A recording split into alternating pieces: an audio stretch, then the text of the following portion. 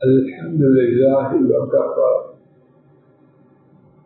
وسلام على عباده الذين اصطفى. 18واں پارہ سورہ الفرقان، آیت کریمہ 9 اور اس کے بعد آیت شریفہ 9 کے الفاظ مبارکہ کے معنی انظر، دیکھیے، کیف ضربوا لک الامثال، کیف کیسے، ضربوا بیان کرتے ہیں، لک آپ کے لیے، الامثال مثل کی جمع، امثال مثالیں،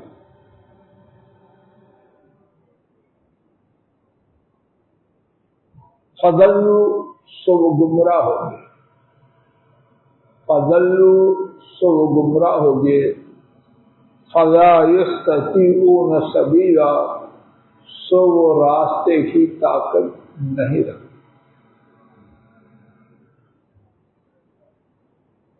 بامحاورہ ترجمہ دیکھیے وہ کس طرح آپ کے لیے مثالوں کو بیان کرتے ہیں، سو وہ گمراہ ہو گئے تو وہ راستے کی استطاعت نہیں رکھتے۔ اللہ کریم نے مشرکین کی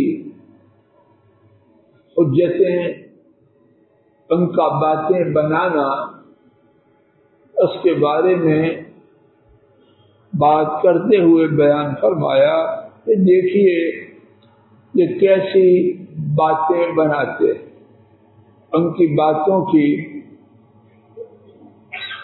باتوں میں ان کی جو حماقت، بے وقوفی یا وگوئی غلطی ہے، اس کو اجاگر فرمانے کی۔ فضل ان کی باتوں کے بنانے کا نتیجہ کچھ فائدہ ہوا نہیں، سو وہ گمراہ ہو گئے تو وہ راستے کو پانے کی استطاعت نہیں رکھتے۔ توجہ فرمائیے، ان کے باتوں کے بنانے کی نحوست کیا ہوئی کہ ان پر راہ حق کو پہنچنے کی استطاعت ہی ختم کر دی۔ یہ جو راہ حق کو پہنچنے کی استطاعت ختم کی گئی، کیا ان پر کوئی زیادتی،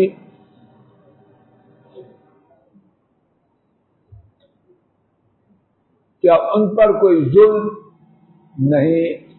بات کہاں سے چلی؟ ان کا بیکار باتوں کا بنانا، اس کی وجہ سے انہیں رب جبار کی طرف سے فوری سزا کیا ملی، فلا یستطیعون سبیلا، کہ وہ راستے کو پانے کی طاقت ہی سے محروم۔ یہاں اللہ جانے اتنی باتیں ہیں، ایک بات تو وہی جس کو ہم بار بار اللہ کی توفیق سے پڑھ رہے ہیں اور اجاگر کرنے کی عاجزانہ کوشش کرتے ہیں کہ اوپر سے جو مہر لگتی ہے، جو ہدایت کا دروازہ بند ہوتا ہے، اس کا سبب انسانوں کی کرتوتیں ہیں، وگرنہ اللہ تو ارحم الراحمین ہیں اور وہ چاہتے ہیں کہ سارے لوگ ہدایت پا جائیں اور جہنم کی آگ سے بچیں، لیکن اپنی حکمت سے امتحان کے لیے انہوں نے اختیار دیا ہے، چاہے گمراہی کا راستہ اختیار کرو یا چاہے ہدایت کا۔ میرے ساتھ 15واں پارہ سورہ بنو اسرائیل، آیت شریف 48 بھی دیکھ لیجیے۔ انظر کیف ضربوا لک الامثال فضلوا فلا یستطیعون سبیلا۔ دونوں مقامات پر آیات کے، دونوں آیتوں کے الفاظ مبارکہ میں جو فرق ہے، زور سے بولیں، جس بات کو رب جلال دو مرتبہ ایک جیسے الفاظ شریفہ کے ساتھ بیان کریں، اس کی قطعیت، اس کا حتمی اور یقینی ہونا کس قدر زیادہ ہوگا۔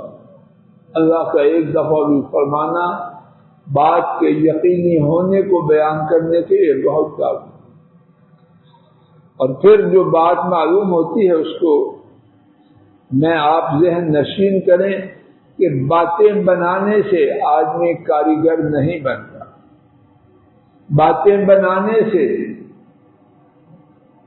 کہانی نہیں بنتی، کچھ کرنے سے بنتی۔ باتیں بنانے کی سزا کیا ملی؟ فلا یستطیعون سبیلا، راہ حق تک پہنچنے کی استطاعت سے ہی اللہ پاک نے محروم کر دیا۔ ہماری روزمرہ زندگی میں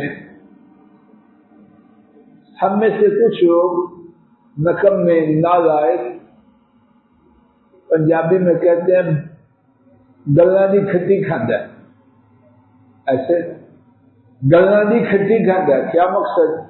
کرنا کچھ نہیں لیکن باتیں اتنی کرنا ہے کہ اسی کی وجہ سے ان کو مان لیا جائے۔ کمال ہو، سب مانتے ہیں لوگ۔ دیوانہ وہ ہے یا لوگ ہیں؟ وہ چاہتا ہے باتوں کی وجہ سے لوگوں کی آنکھوں میں دھو جاؤں، تو لوگ اندھے ہوتے ہیں، لوگ کہتے ہیں پاگل ہے، بک رہا ہے، بکنے۔ یہی ہے نا، کون مانتا ہے؟ گھر میں بچے نہیں مانتے۔ اگر آدمی 2-4 دن یہی پالیسی اپنے چھوٹے چھوٹے بچوں کے ساتھ رکھے کہ باتوں سے کام چلانا چاہے چل جاتا ہے، کھوٹی پالیسی۔ تبارک الذی ان شاء جعل لك خيرا من ذلك جنات تجری من تحتها الانہار ويجعل لك قصورا۔ تبارک بہت بابرکت ہے، وہی پہلا لفظ جس کے ساتھ سورہ کا آغاز کیا، تبارک الذی نزل الفرقان، وہ لفظ مبارک دوبارہ آیا۔ تبارک الذی بہت بابرکت ہے وہ ذات، انشاء اگر وہ چاہیں، جعل لک آپ کے لیے بنا دیں، خیرا من ذلک اس سے بہتر، جنات باغات، تجری چلتے ہوں، من تحتها الانہار اس کے نیچے نہریں، ویجعل لک قصورا اور بنا دے، یجعل بنا دے، لک آپ بھی کے لیے، قصورا قصر کا معنی پیلس، محل، قصور محلات، اور بنا دے آپ کے لیے محلات۔ بامحاورہ ترجمہ، بہت بابرکت ہے وہ ذات، اگر وہ چاہیں تو آپ کے لیے اس سے بہتر بنا دیں، باغات جن کے نیچے نہریں بہتی ہیں، اور آپ کے لیے محلات بنا دیں۔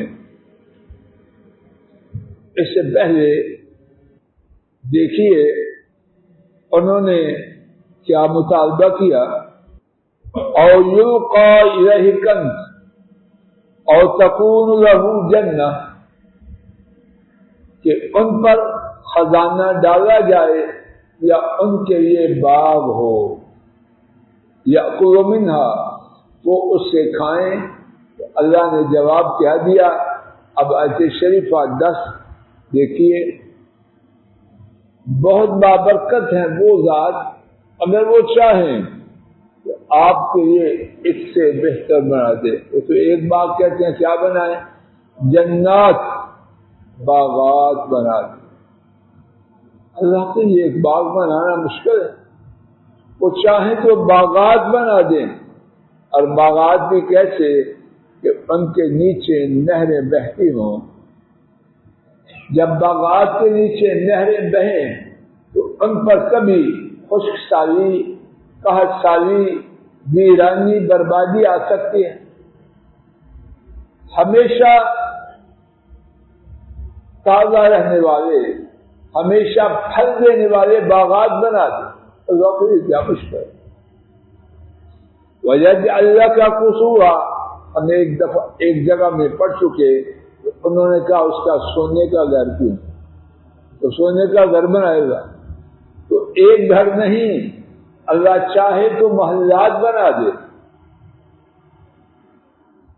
ان کا یہ مطالبہ کہ اس کا باغ ہو، اس کا شاندار سونے کا گھر ہو، اللہ کے مشکل نہیں. اللہ چاہے کئی محلات اور کئی باغات جن کے نیچے نہریں بہتی ہو بنا دیں. لیکن اصل بات کیا ہے تو ابھی آیت شریفہ میں دیکھیں. بل کذبوا بالساعة وأعتدنا لمن كذب بالساعة سعيرا. بلکہ کذبوا، ایک ہے کذبوا اور ایک ہے کذبوا، دونوں میں بہت فرق. کذبوا کا معنی انہوں نے جھوٹ بولا. دوبارہ سنیے، کذبوا انہوں نے جھوٹ، کذبوا انہوں نے جھٹلایا، کسی دوسرے کو جھوٹا کہا. بات واضح ہوئی. بل کذبوا، بلکہ انہوں نے جھٹلایا کس کو؟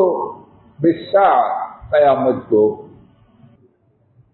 وَآتَدْنَا، اور ہم نے تیار کیا، لمن کذب بالساعة، جس نے قیامت کو جھٹلایا، سعیرا، بڑکتی ہوئی آگ. بمحاورہ ترجمہ، بلکہ انہوں نے قیامت کی تکذیب کی، قیامت کو جھٹلایا، اور ہم نے جس نے قیامت کو جھٹلایا اس کے لیے بڑکتی ہوئی آگ تیار کی. توجہ فرمائیے. بلکہ اردو میں بھی عربی میں بھی جو بلکہ ہے یا بل ہے، اس سے مقصد یہ ہوتا ہے پہلی بات جو ہوئی وہ نہیں، اصل حقیقت یہ ہے. پہلی بات یہ تھی کہ انہوں نے جو فرمائشیں کی تھی کہ ان پر خزانہ نازل کیا جائے، ان کے لیے باغ ہو جس سے وہ کھائیں، ان کے لیے محلات ہوں، اور کیا کچھ مانگا. اللہ تعالیٰ بیان کر رہے ہیں یہ کہانی کچھ بھی نہیں. اصل بات جس کی وجہ سے یہ ساری خرابی ہے کچھ اور ہے، اور وہ خرابی والی بنیاد بات کیا ہے؟ بلکہ کذبوا بالساعة، بلکہ انہوں نے قیامت کا انکار کیا. توجہ فرمائیے. قیامت کا انکار خرابیوں کا سرچشمہ، سورس ہے، منبع ہے، ماوا ہے. اور قیامت پر ایمان خیر کا سرچشمہ ہے، خیر کا سورس ہے. نہ چاہتے ہوئے نیکی کے کام کون کرے گا جسے یہ امید ہو کہ کل قیامت ہوگی، وہاں اس کا بدلہ ملے گا.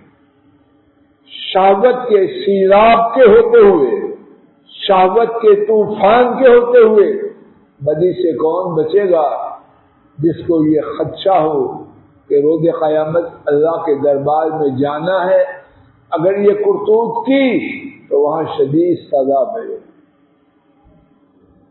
ایمان لانے، نیکی کا کام کروانے، بدی سے روکنے میں قیامت کے ایمان کا بہت ہی زیادہ مؤثر زوردار کردار، قوت ہے ہاتھ میں، مد مقابل کمزور ہے. اب اس قوت والے ہاتھ کو کمزور پر گرنے سے کون روکے گا؟ قیامت پر ایمان. جب قیامت پر ایمان ہوگا سمجھ لے گا یہ تھپڑ بڑا مہنگا پڑے، شاید اسی ایک تھپڑ کی وجہ سے جہنم کی وادیوں میں گرایا جائے.